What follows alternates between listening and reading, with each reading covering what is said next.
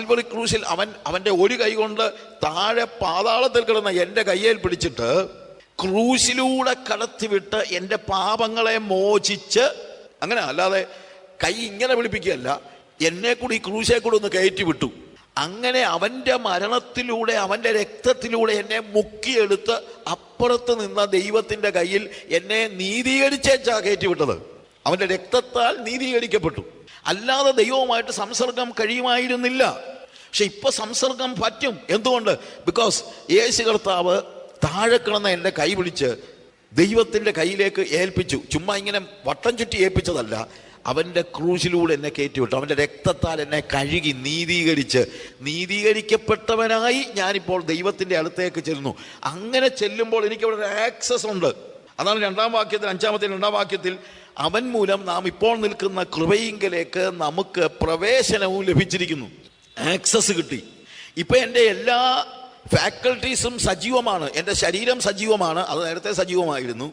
എൻ്റെ ദേഹി അത് പ്യൂരിഫൈഡ് ആയിട്ട് ഇപ്പോൾ സജീവമാണ്. എൻ്റെ ആത്മാവും സജീവമാണ്. ഇന്നലെ വരെ അതിക്രമങ്ങളാലും പാപങ്ങളാലും എൻ്റെ ആത്മാവ് മരിച്ചിരിക്കുകയായിരുന്നു. ദൈവവുമായിട്ട് സംസർഗമില്ലായിരുന്നു. എന്നാൽ ഇപ്പോഴങ്ങനല്ല. എന്നുള്ളത് ദൈവത്തോട് എനിക്ക് സമാധാനമുണ്ട്. Peace, iron.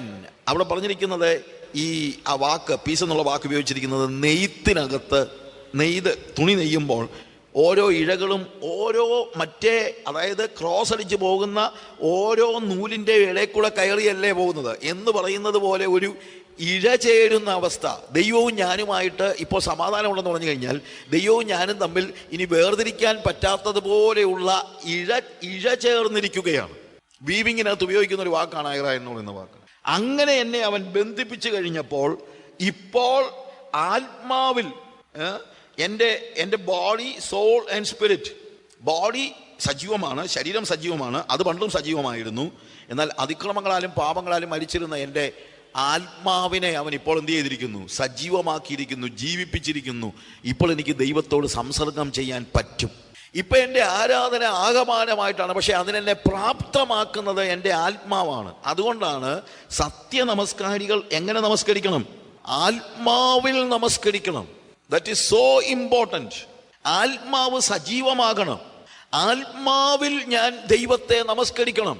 ആത്മാവിൽ ഞാൻ ദൈവത്തെ അറിയണം. ആത്മാവിലെ അറിയാൻ പറ്റൂ. കാര്യം ദൈവം ആത്മാവാകും. നമ്മുടെ ബോഡി, നമ്മുടെ ശരീരം, നമ്മുടെ ദേഹി, നമ്മുടെ ആത്മാവ്. നമ്മുടെ ശരീരം എന്ന് പറഞ്ഞാൽ നമുക്ക് എല്ലാവർക്കും അറിയാം. അതിന് പ്രത്യേകിച്ച് എക്സ്പ്ലനേഷൻ ഒന്നും ആവശ്യമില്ല. ഈ ശരീരത്തിൻ്റെതായിട്ടുള്ള ഒത്തിരി നീഡ്സ് ഉണ്ട്. നമ്മുടെ സോൾ എന്ന് പറഞ്ഞു കഴിഞ്ഞാൽ നമ്മുടെ ബുദ്ധി, നമ്മുടെ വികാരങ്ങൾ, ഇമോഷൻസ്, നമുക്ക് ഉള്ള അതായത് ലൈക്ക് എനിക്ക് ലെഷർ വേണം. ഇതിന് നമ്മുടെ നീഡ്സ് നോക്കി ഏകദേശം നമുക്ക് മനസ്സിലാക്കാൻ പറ്റും.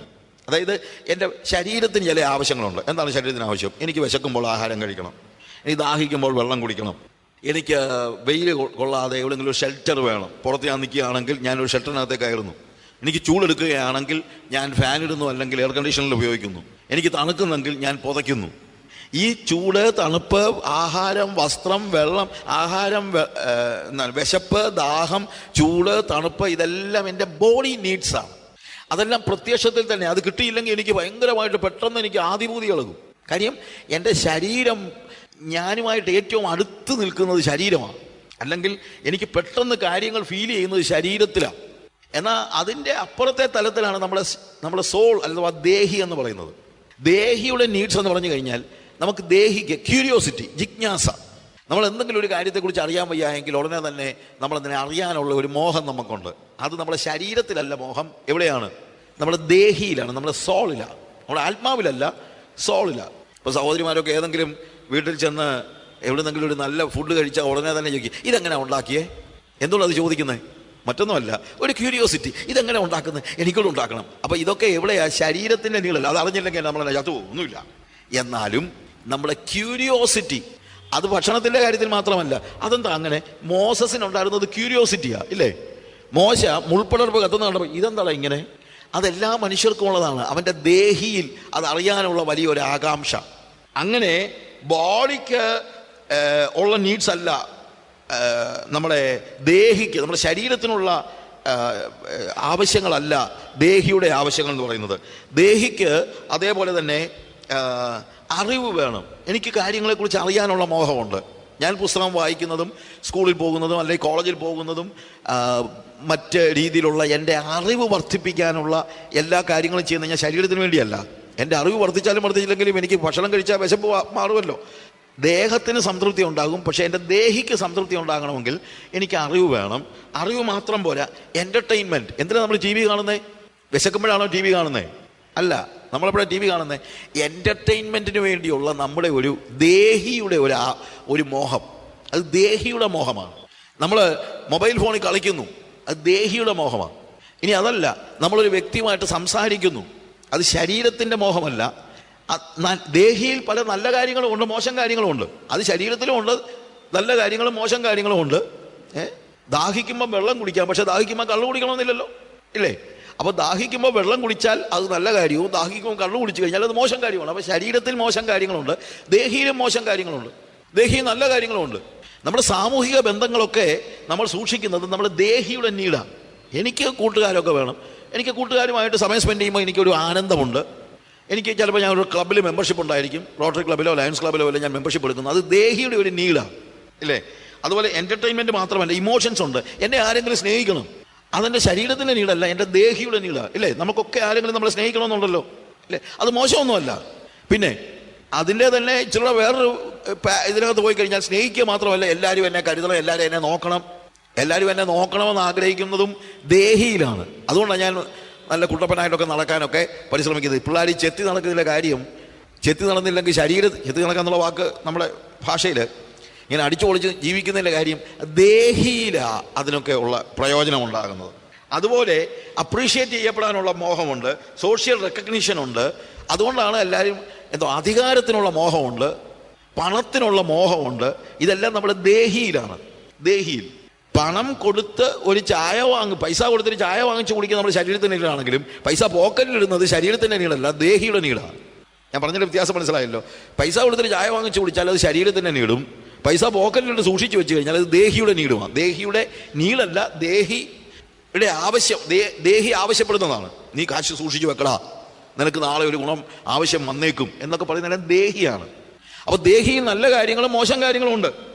എന്നാൽ ദേഹത്തിൻ്റെ നീട് പോലെ ദേഹിയുടെ നീട് അത്ര അല്ലെങ്കിൽ അത്ര അർജൻസി നമുക്ക് തോന്നത്തില്ല. 2ാം ക്ലാസ്സിൽ പഠിക്കുന്ന കൊച്ച് അല്ലെങ്കിൽ 4ാം ക്ലാസ്സിൽ പഠിക്കുന്ന കൊച്ച് രാവിലെ സ്കൂളിൽ പോയിട്ട് തിരിച്ചു ഓടി വന്ന് പുസ്തകമൊക്കെ എടുത്ത് എറിഞ്ഞ് വെച്ച് അമ്മയോട് പറയും, അമ്മേ വിശക്കുന്നു, എനിക്കൊരു കഴിക്കണ്ട. അവൻ വിശന്നപ്പോൾ അവൻ എന്ത് ചെയ്യും? കഴിക്കാൻ കൊടുത്തില്ലെങ്കിൽ അവൻ ബഹളം ഉണ്ടാക്കും. അവന് കഴിക്കാതിരിക്കാനോ അത്രയും കുറച്ച് നേരം പറ്റത്തില്ല, ഒത്തിരി നേരം കഴിക്കാതിരിക്കാൻ അവന് പറ്റില്ല. അവൻ്റെ ബോഡി അവനോട് പറയുന്നു കഴിക്കടാ. അത് കുറച്ചുകൂടെ വിസിബിളാണ്, അത് കുറച്ചുകൂടെ എർജൻ്റാണ്. എന്നാൽ ഏതെങ്കിലും കൊച്ചു പറയുന്നല്ലോ, അമ്മേ എനിക്ക് പഠിക്കാൻ മുട്ടുന്നു, എൻ്റെ 4ാം ക്ലാസ്സിലെ മലയാളം പുസ്തകം എന്തെന്ന് ചോദിച്ചു കേട്ടിട്ടുണ്ടോ? ഇല്ല, പഠിക്കാൻ മുട്ടത്തില്ല, പക്ഷേ വിശപ്പും ദാഹവും പോലെ അല്ലെങ്കിൽ ശരീരത്തിൻ്റെ നീഡ്സ് പോലെ ദേഹിയുടെ നീഡ്സ് അത്ര വിസിബിളോ അർജൻറ്റോ അല്ല.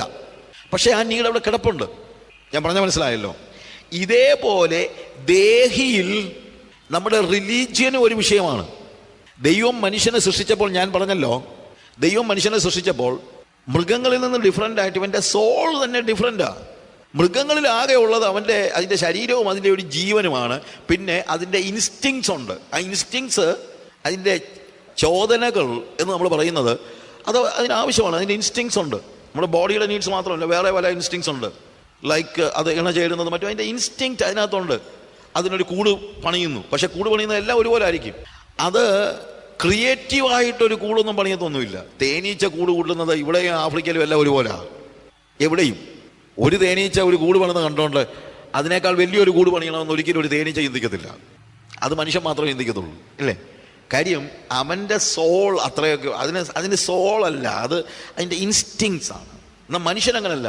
മനുഷ്യന് അസൂയുണ്ട്, മനുഷ്യന് പകയുണ്ട്, മനുഷ്യന് പിണക്കമുണ്ട്. ഇതൊന്നും മൃഗങ്ങൾക്കില്ല. മൃഗങ്ങളിപ്പം ആരെങ്കിലും അതിനെ കുത്താൻ വന്നാൽ ചിലപ്പോൾ തിരിച്ചു കുത്തിന്നിരിക്കും. പക്ഷേ ഇന്നാളിൽ എന്നെ കുത്താൻ വന്ന ഒരു പശുവായത്, ഇതിനെ ഞാൻ വെച്ചേക്കത്തില്ല, ഇതിനെ കൊന്നേച്ചേ ഉള്ളെന്നൊന്നും ഒരു പശു ചിന്തിക്കത്തില്ല. ഇന്നാളിൽ എന്നെ കല്ലെടുത്തെറിഞ്ഞ മനുഷ്യനായത്, അവനെ ഞാൻ കടിച്ചേച്ചേ പോകുള്ളൂ എന്നുള്ളത് പറഞ്ഞുകൊണ്ട് പാമ്പ്, ചിലർ പറയല്ലോ പാമ്പൊക്കെ നോക്കിയിരുന്ന് കൊത്തും, അതൊക്കെ കഥയിലേ ഉള്ളൂ. അങ്ങനെയുള്ള വലിയ ബുദ്ധിയൊന്നും പാമ്പിന് ഇല്ല, അത് കഥയിലാണ്. അതിന് ചില ഇൻസ്റ്റിങ്സ് ഉണ്ട്. അത് ചില ജീവിതത്തിൽ ചില റെസ്പോണ്ട് ചെയ്യും. എന്നൊക്കെ ഉള്ളൂ, അത്രയൊക്കെ ഉള്ളൂ. എന്നാൽ മനുഷ്യനങ്ങനല്ല. മനുഷ്യൻ്റെ ഈഗോ, മൃഗങ്ങൾക്ക് അങ്ങനെ വലിയ ഈഗോ ഒന്നുമില്ല. മനുഷ്യൻ്റെ ഈഗോ ഞാൻ പറഞ്ഞാൽ മനസ്സിലാക്കണം, അത് ചില്ലറയൊന്നുമല്ല, ഭയങ്കര കൂടുതലായിരിക്കും. ഇതേപോലെ മൃഗങ്ങൾക്കില്ലാത്ത ഒരു കാര്യമുണ്ട്, മനുഷ്യനെ ആരാധിക്കാനുള്ള മോഹമുണ്ട്. ഏത് മനുഷ്യനൊരു ദൈവബോധമുണ്ട്, ദൈവത്തെ ആരാധിക്കണം എന്നുള്ള മോഹമുണ്ട്. ഈ മോഹങ്ങളും, അതായത് എൻ്റർടൈൻമെൻറ്റിന് വേണ്ടി ഒരു മോഹമുണ്ടെങ്കിൽ അതിനുവേണ്ടി നമ്മൾ ആവശ്യമുള്ളത് കൊടുക്കുമ്പോഴേ അത് സാറ്റിസ്ഫൈഡ് ആകത്തുള്ളൂ. അറിവിന് വേണ്ടിയുള്ള അറിവ് കൊടുക്കുമ്പോഴാണ് അത് ക്യൂരിയോസിറ്റി മാറുന്നത്. എപ്പോഴാണ്? When we give A person A knowledge, അറിവ് കൊടുക്കുമ്പോഴാണ്. അതുപോലെ സ്നേഹിക്കപ്പെടാനുള്ള ഒരു ആഗ്രഹം എപ്പോഴാണ് അവന് മാറുന്നത്? അതിനെ സാറ്റിസ്ഫൈ ചെയ്യണമെങ്കിൽ അവന് എവിടുന്നെങ്കിലും സ്നേഹം കിട്ടണം. ഇതുപോലെ തന്നെ മനുഷ്യൻ്റെ സോളിൽ തന്നെ ദൈവത്തെ അല്ലെങ്കിൽ എന്തിനെയെങ്കിലും ആരാധിക്കാനുള്ള ഒരു ഏർജുണ്ട്.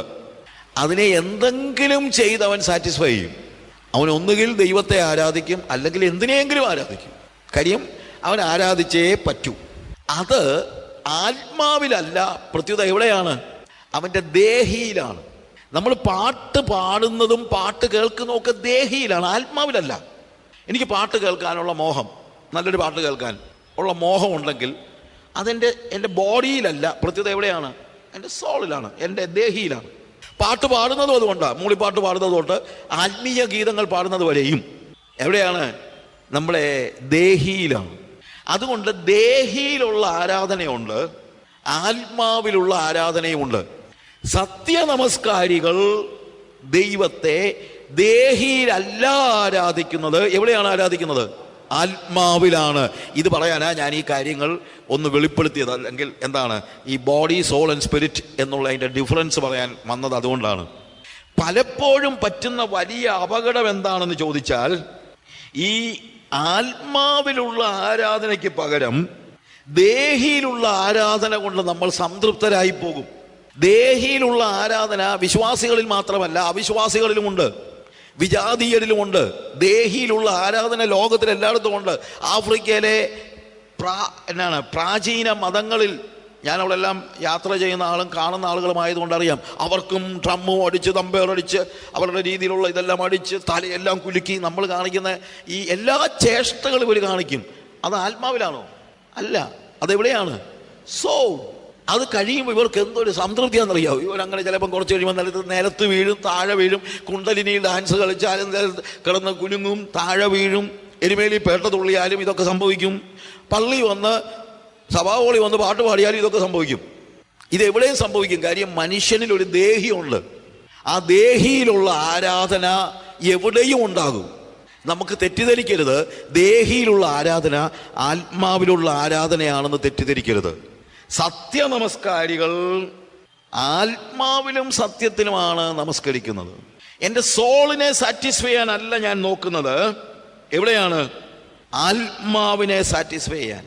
ഇന്നത്തെ ഒരു വലിയ പ്രശ്നം എന്താണെന്ന് ചോദിച്ചു കഴിഞ്ഞാൽ, നമ്മൾ വിശ്വാസികൾ തന്നെ അറിയാതെ ആത്മാവിനെ സംതൃപ്തിപ്പെടുത്തുന്നു എന്ന രീതിയിൽ നമ്മുടെ ദേഹിയെ തൃപ്തിപ്പെടുത്തുന്നുണ്ട്. അതാണ് അപകടം.